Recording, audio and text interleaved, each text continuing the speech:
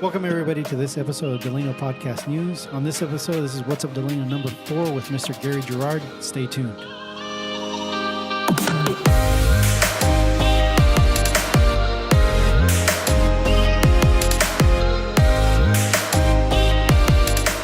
Well, Monday, December 10th was a busy evening in Delano, a lot of swearing going on.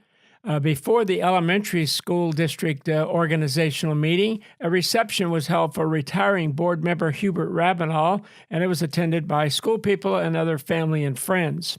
Said Rabinall, "I have experienced more highs than lows during my term on the elementary school board." He served from 2002 through this year of 2018.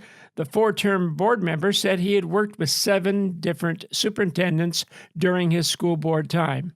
Said Rabinall, "I had a great experience. It was a great ride. The Lord works in mysterious ways." Sworn in as board members were re-elected Efrain Rodriguez and Ramon Cardenas, and first-time board member Irene Martinez, who was the top vote-getter. 4 years before, she had tied for the last board position, but lost a flip of a coin. An election of officers for the next year, Rodriguez was voted again as president of the board, with Frank Herrera Jr. voted the board clerk. Just a short time later at the Delano City Council chambers, a gathering was taking place to also swear in its new city council people. Before that meeting, I met in the hallway with retiring Councilman Reuben Ruby Hill, who lost his reelection bid. I first knew Hill when he starred at Delano High School in sports in the mid-1950s, and he's had plenty of things to do to fill the gap of grappling with city council matters. He can spend more time now as grandfather to 23 grandkids, he said. Hill worked 30 years as a fireman in Delano, 20 years on the Delano Fire Department, and another 10 when Kern County took over the services in Delano. For 16 years, Hill was a member of the high school board of trustees, and for 12 years, he served on the Delano City Council. In addition, Hill was on the college board for this area for 2 years. Joe Aguirre, a returning city council member for Delano, spoke of what looked ahead for the council and said, "Our goal is to move forward. I'm glad to be a part of that and to be your voice," he told the crowd. Later, when speaking of Hill, he said that his own father had been a friend of Hill for several years, and choking up, Aguirre described Hill as a mentor and leader in Delano. He is the voice of those kids who are challenged. Retiring Mayor Grace Vallejo continues on the council. She said she was proud of how far we have gotten, and the seed was planted even before our time. Of Hill, Ms. Vallejo said that even before his service as a council member, that he was working with kids and that he had gained many accomplishments in his personal life as well as in office. Councilwoman Liz Morris, who was voted back into office, said she appreciated how much Hill's service had been to her and to the community. New council member Joey Lindahow, who was voted to a 2-year term to conclude the term of Ruben Pasquale, who left the council last March, recalled how Hill had been his youth basketball coach. Sworn in were Lindahow, Mrs. Morris, and the top vote getter, 22-year-old Brian Osorio.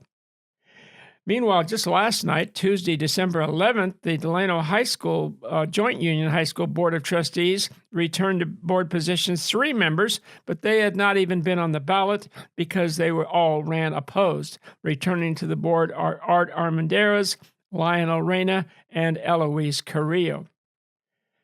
And I was recently told by Andrew Mendoza here that many Delano area youth were treated to a shop with a cop event, and that it took place at the Delano Kmart store, which at the close of 2018 will be closing its doors. I was just out there today, and there was a big crowd of people getting bargains, and I was stocking up on some things for my future as well. Nunez said that for some reason that he could not identify that the Shop with a Cop program was down this year about $8,000 and about 2,000 toys from the prior year. Sergeant Nunez reminded the public that they can give at any time at the police station. "We can easily find more kids who are in need," said Sergeant Nunez. The December 18th through the 21st Tour of Lights, sponsored by the Delano Transit Department, is still open for the public for the 3 nights. 2 tours, that's 2 buses at 30 persons per bus, are offered from 6 to 7 p.m. and a second round from 7 to 8 p.m. The charge is just $2 for adults and 50 cents for those age 18 and under. And for just $5, anyone may have a photo taken with Santa Claus. The evening is to close with the serving of hot chocolate and cookies. 2 Delano High School seniors have won Ivy League scholarships, which will allow them a trip to visit East Coast schools during the 2019 spring break. Selected in interviews were Xavier Duran and Rebecca Garcia. Duran was one of the top tennis players for Delano last spring, and Garcia was the girls' state representative for Delano High School. To several community leaders, I distributed a brief questionnaire asking them to give their Christmas wishes, and responded Delano High Principal Renee Ione said, "Merry Christmas to all the Tiger family. My wish for our students is that they are able to relax, recharge, and come back energized for the second semester. During the break, hopefully they are able to spend quality time with their loved ones. Thank you for making Delano High a great place to be. See you next year, and God bless." Well, there's one blessing already in place in Delano, and that's to conclude 2018. The Delano Police Association is joining forces with Our Lady of Guadalupe Church and the Police Department's Explorer Scouts to sponsor a community luncheon Christmas dinner on Saturday, December 22nd at the Our Lady of Guadalupe Church Hall, serving to take place from 11 a.m. to 1 p.m. And Sergeant Mario Nunez, the spokesman for the police department, said that he expects about 300 people to be served. He said that donations for the luncheon or for bags of toiletries to be distributed to areas homeless may be left at the church office or at the Delano Police Department. And a recent basketball game matching Robert F. Kennedy High School and Delano High School had Delano High winning the freshman and the junior varsity games, but Robert F. Kennedy came out strong and won the varsity game behind the strong inside play of big center Tony Counts and the excellent outside shooting of Alexis Rodriguez. One of the persons I spoke to at that game was football coach Mario Millon, who was watching many of his football athletes, and he was at the game in support with football assistants Jacob Fragoso and Jonathan Nunez.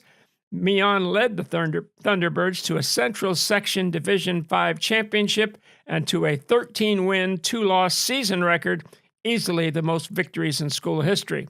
The only regular season loss was to Shafter, a team that Kennedy beat in the division finals before losing to Los Angeles Garfield in the playoffs.